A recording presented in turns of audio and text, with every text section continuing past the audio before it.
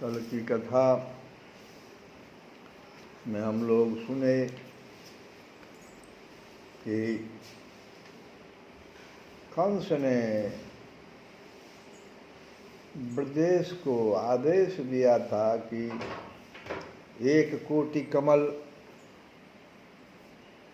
उस कालिए हृदय से ही ला करके हमारे राज्य में भेज दिया जाए। और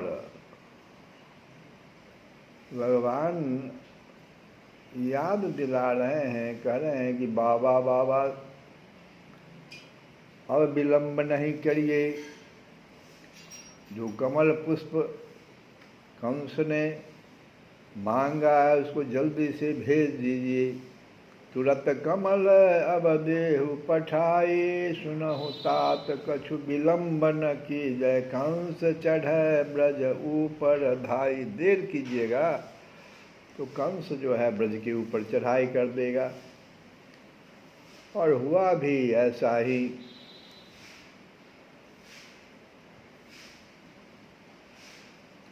पूरे हृदय में कमल, पूरा कमल पुष्प का आश्रित हो रहा है। जहाँ एक तृण का चिन्ह तक नहीं था, वहीं सर्वत्र कमल पुष्प से आच्छादित हो गया वो हृदय। और पद्म पुष्पों का अंबार लग रहा है उस हृदय में। दृश्य देखकर ब्रजेश्वर का रोम रोम खिल उठा। पहले तो ब्रजेश्वर ये सोच रहे थे कि उस हृदय में एक भी कमल नहीं है, 1 कोटि कमल हम कहाँ से लाएंगे। लेकिन वहाँ तो कोटि कोटि कमल जो है अपने आप विकसित हो गया। और गोपरक्षकों ने देखते देखते ही 3 कोटि पद्म पुष्प, 1 कोट मांगा था, 3 कोटि पद्म पुष्प सहस्त्र सकटों में भर करके और मधुबन की ओर चल पड़े। ब्रजेश्वर ने एक पत्र भी दिया था और कुछ मौखिक संदेश भी दिया था और कहा था कि उस नृप से कहना, सूरदास कहियो नृप आ गए, तुम्हें छाड़ी कह जाही।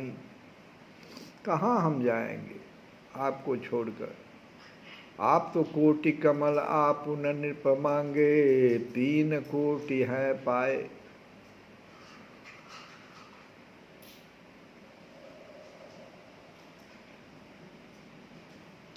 इधर ब्रजेंद्र को एक चिंता हो गई कि इतने बड़े समुदाय के साथ ब्रज में पहुँचते पहुँचते अर्धनिशा हो जाएगा। तो नील सुंदर ने अपने तात की यह चिंता हर ली और एक समाधान कर दिया कि आज रात में हम लोग जमुना तीर पर ही रहेंगे। जमुना तीर आज सुख की जय, यह मेरे मन आई। सब लोग आज जमुना तीर में ही रहें। और यह बात जो है कंस को एक दूत ने आकर बता दिया।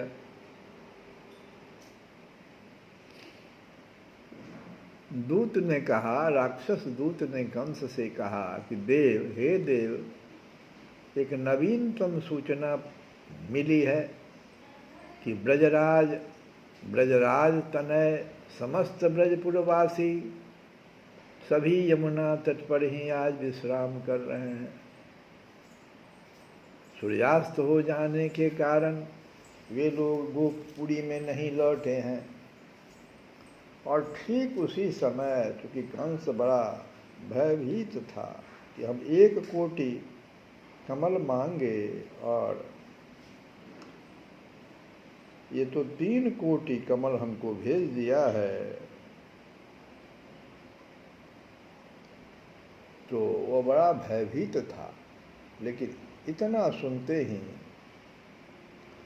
और एक और घटना हो गई कि संयोग बस ठीक उसी समय में दावा नल नाम से अभिहित महामायावी दानव, सो भी अकेला नहीं, पूरे परिकर के साथ वहाँ आया।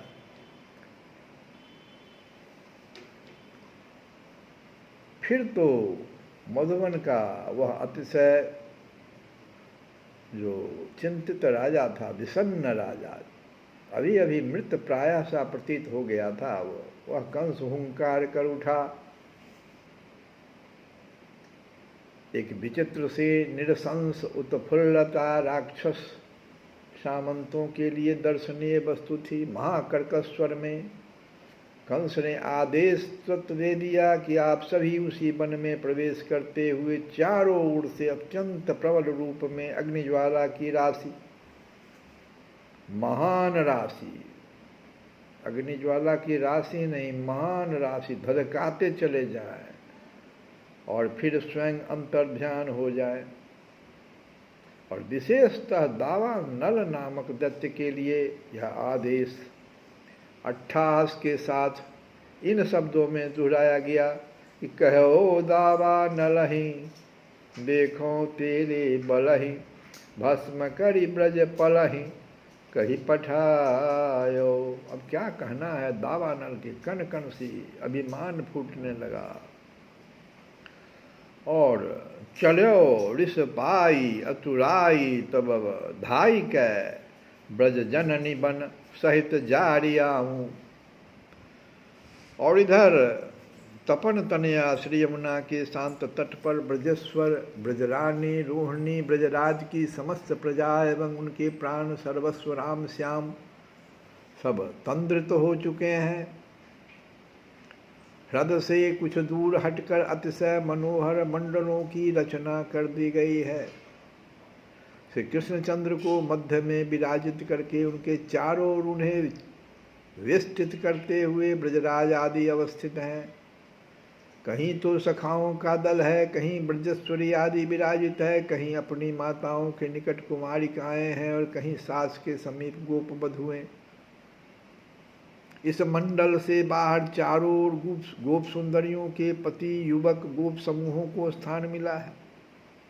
यह दूसरा मंडल हुआ। इसके चारों ओर तीसरा मंडल में धनुर्धर गोपों की टोलियां विश्राम कर रही है। और इनसे बाहर जो चौथा मंडल है उसमें धेनु समूह है। अब इन गायों को परिवेष्टित करते हुए पांचवें मंडल में महाशौर्यशाली विविध अस्त्रधारी गोपगण अवस्थित हैं। पहले श्री कृष्ण विरह का तीव्र ताप एवं पश्चात श्री कृष्ण मिलन का महान आनंद। ब्रजवासियों के लिए आज का दिन विचित्र सा बीता था। इस प्रकार क्षुधा तृषा की निवृत्ति के लिए दिन में तो अवकाश ही कहाँ था। आज ब्रजपुर से सायंकाल विभिन्न भोज्य वस्तुएं भी आई अवश्य, पर तब भी किसी ने उस ओर देखा तक नहीं। सभी की आंखें लगी थी नील सुंदर को निहारने में ही। और तो क्या, ब्रजेंद्र गोह गेहनी ने अपने नीलमणि को क्षुधित अनुभव कर लेने पर भी आज गायों का दूध भी दूहकर उन्हें नहीं पिलाया, क्योंकि दूध जो नहीं पिलाया उसका कारण ये था कि वे अत्यधिक संकित हो चुकी हैं। उन्हें ऐसा लग रहा है कि यहाँ की सभी वस्तुएं विष से दूषित हो गई है। इस प्रकार क्षुधा तृषा एवं परिश्रम से कर्षित हुए वे ब्रजपुरवासी, वे गायें सभी कलिंद नंदनी के प्रवाह से कुछ दूर हटकर सुख की नींद में सो चुके हैं, अपनी भाव समाधि में लीन हैं। ताम रात्रिम तत्र राजेन्द्र क्षुत्रभ्याम समकर्षिता, तेन से सकल रहते ही थामा। क्षुधा तृषा श्रम करसित धामा, सोए सकल गोप अरु गोपी, कृष्ण चरण तन मन जिन रोपी। कथा को हम लोग यहीं पर विश्राम करते हुए कल सुनेंगे कि वो जो राक्षस है उसने क्या किया। सभी तो सो गए हैं,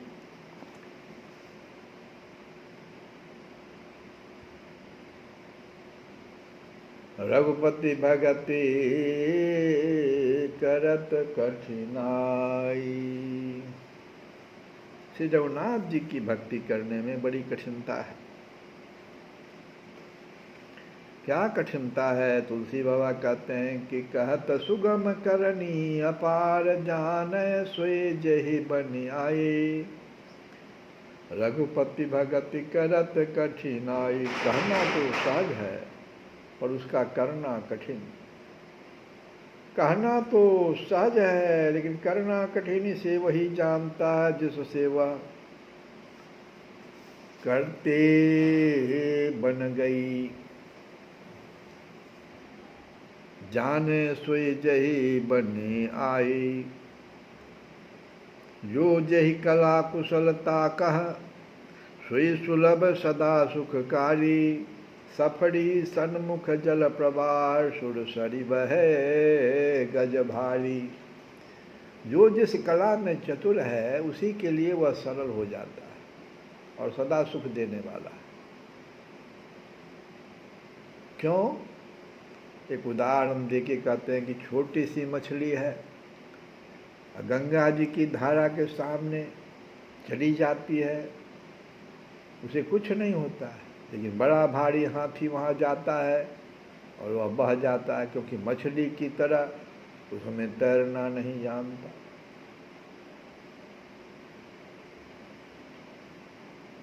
ज्यों सरकरा मिले सिकता मह बलते न को विल गावे। अति रसम रसज्ञ सूक्ष्म पिपीलिका बिनु प्रयास ही पावे। दूसरा उदाहरण देते हैं कि जैसे यदि धूल में चीनी मिल जाए तो उसे कोई भी जोर लगाकर अलग नहीं कर सकता। धूल में चीनी मिल जाए, लेकिन उसी जगह अगर एक चींटी आ जाए, एक छोटी सी चींटी, और उसके रस को जानने वाली है, उसे अनायास ही अलग कर लेती है, पा जाती है। फिर आगे कहते हैं कि सकल दृश्य निज उदर मेरी सोवै निद्रा तजि जोगी। सोई हरिपद अनुभव परम सुख अतिशय द्वैत वियोगी। जो योगी दृश्य मात्र को अपने पेट में रख, दृश्य मात्र क्या हुआ? ब्रह्म में माया को समेट कर परमेश्वर रूप कारण में कार्य रूप जगत का लय करके, यही हुआ दृश्य मात्र को अपने पेट में रख। और अज्ञान निद्रा को त्याग कर सोता है, वही द्वैत से आत्यंतिक रूप से मुक्त हुआ पुरुष भगवान के परम पद के परमानंद की प्रत्यक्ष अनुभूति कर सकता है। शोक मोह भय हर्ष दिवस निषिदेश काल तह नाही। तुलसीदास यही बसाहीन संशय निर्मूल न जाही। इस अवस्था में शोक मोह भय हर्ष दिन रात और देश काल नहीं रह जाते, एक सच्चिदानंद घन प्रभु ही रह जाता है। किंतु हे तुलसीदास, जब तक इस दशा की प्राप्ति नहीं होती तब तक संशय का समूल नाश नहीं होता। और संशय क्या होता है? जैसे आप जप करने लगेंगे, रघुपति भक्ति करने चलेंगे, तो क्या होगा? शोक मोह भय हर्ष दिन रात देश काल सब आपके सामने उपस्थित हो जाएगा। ये सब संशय है, इसका नाश नहीं होता है। लेकिन जो योगी ब्रह्म में माया को समेटकर परमेश्वर रूप कारण में कार्य रूप जगत का लय करके अज्ञान, इसको निंद्रा कहते हैं, निंद्रा को त्याग कर सोता है, वही द्वैत से आत्यंतिक रूप से मुक्त हुआ पुरुष भगवान के परम पद के परमानंद की प्रत्यक्ष अनुभूति कर सकता है। श्री कृष्ण गोविंद हरे मुरारे। हे नाथ नारायण वासुदेवा।